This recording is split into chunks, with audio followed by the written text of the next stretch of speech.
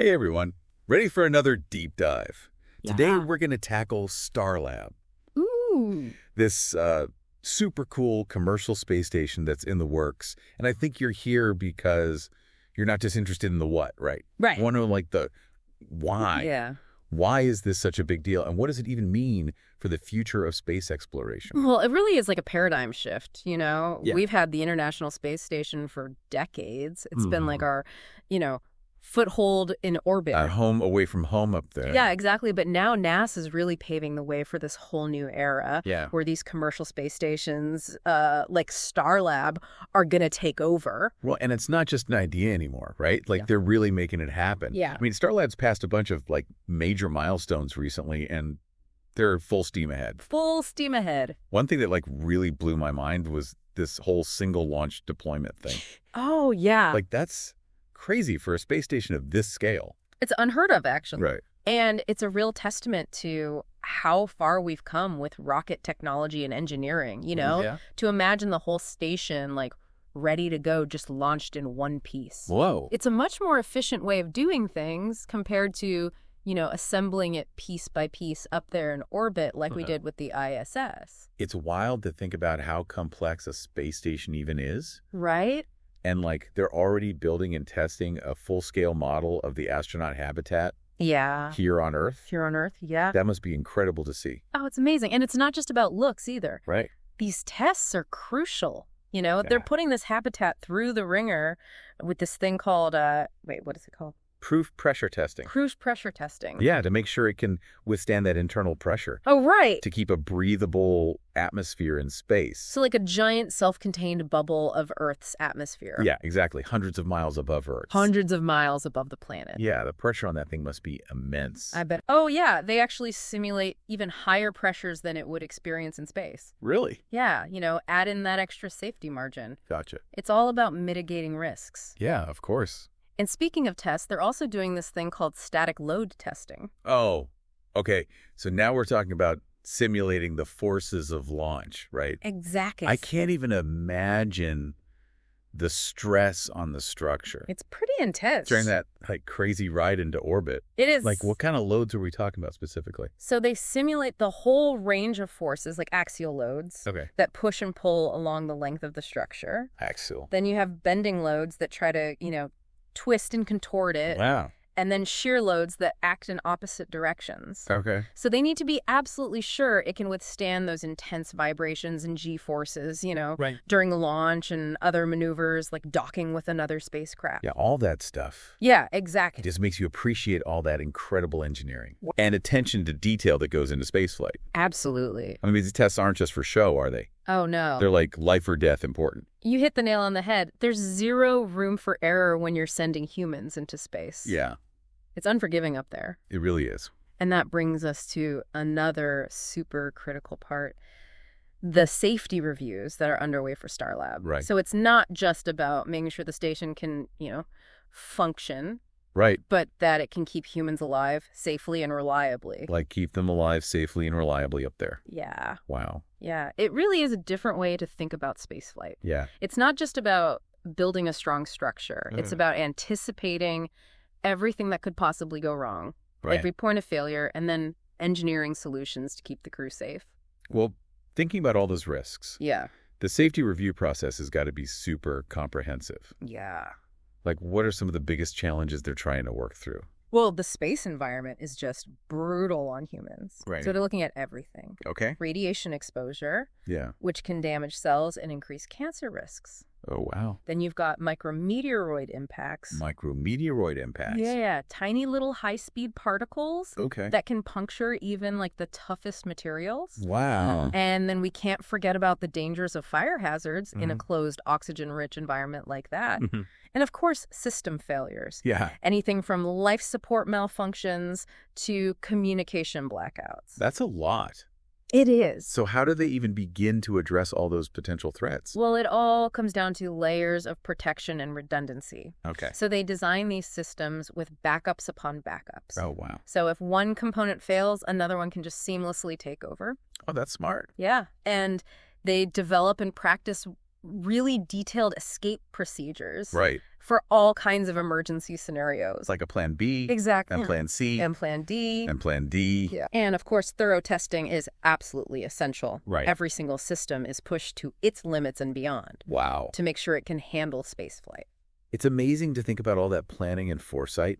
It really is. You know, all of the technology, the testing, the safety stuff. Yeah. It points to like a much bigger change in how we're approaching space exploration in general. I think so. This whole thing with NASA shifting to a commercial model for low Earth orbit, that's a pretty big deal. Oh, it's a huge deal. It is. It's like they're acknowledging that the private sector has a key role to play in opening up access to space. Yeah. So instead of relying only on government-funded programs, NASA's fostering a whole commercial ecosystem in low Earth orbit.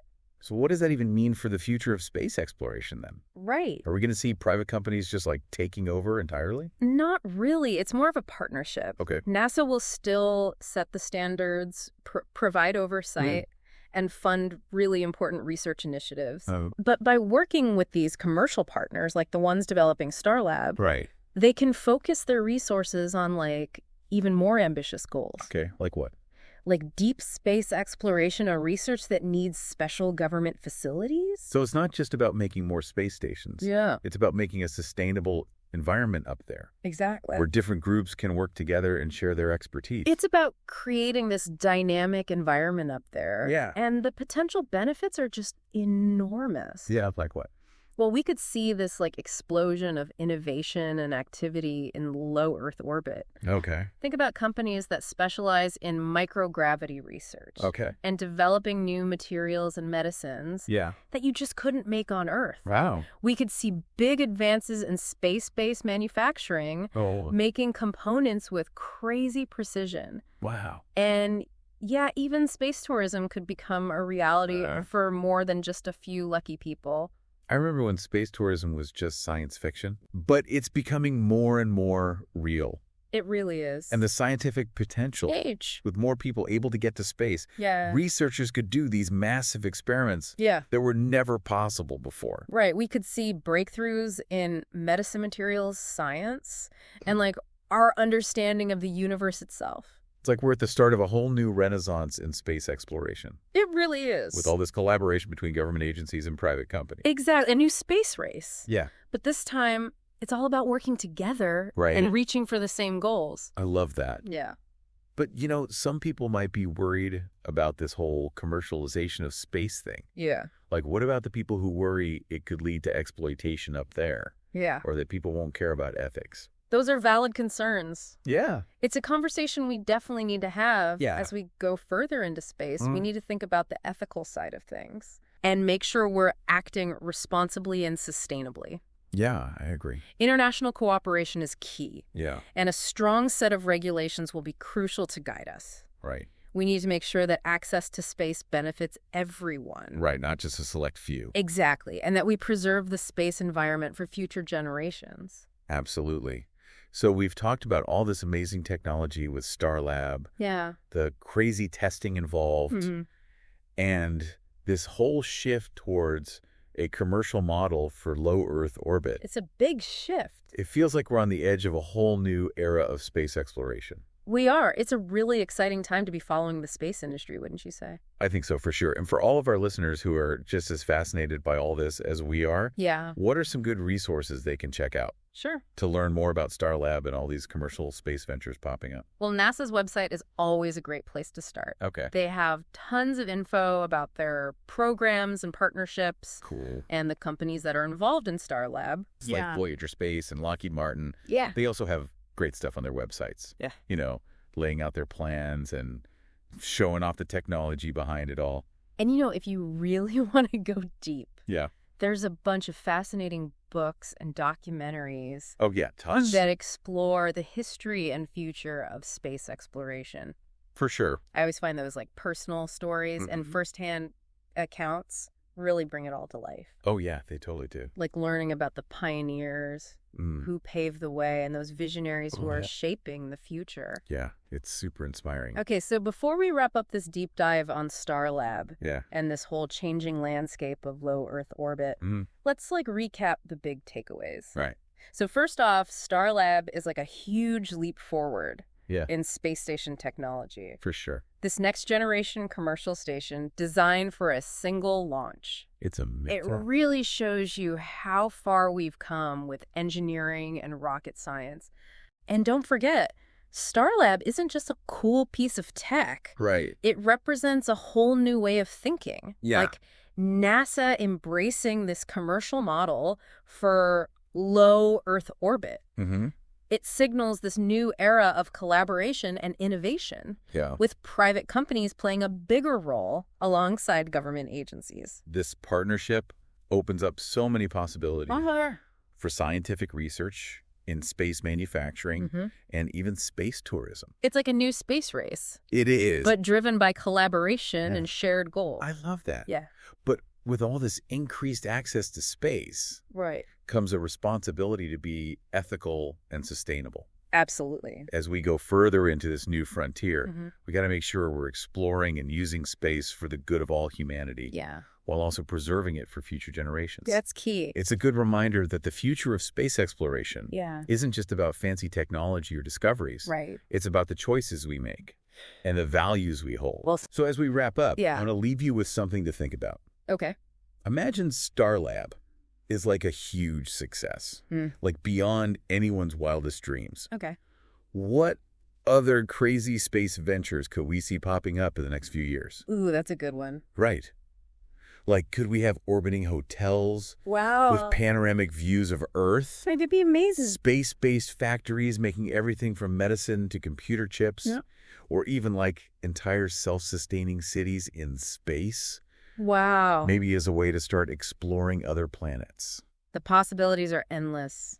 They really are. And here's the most exciting part. Yeah.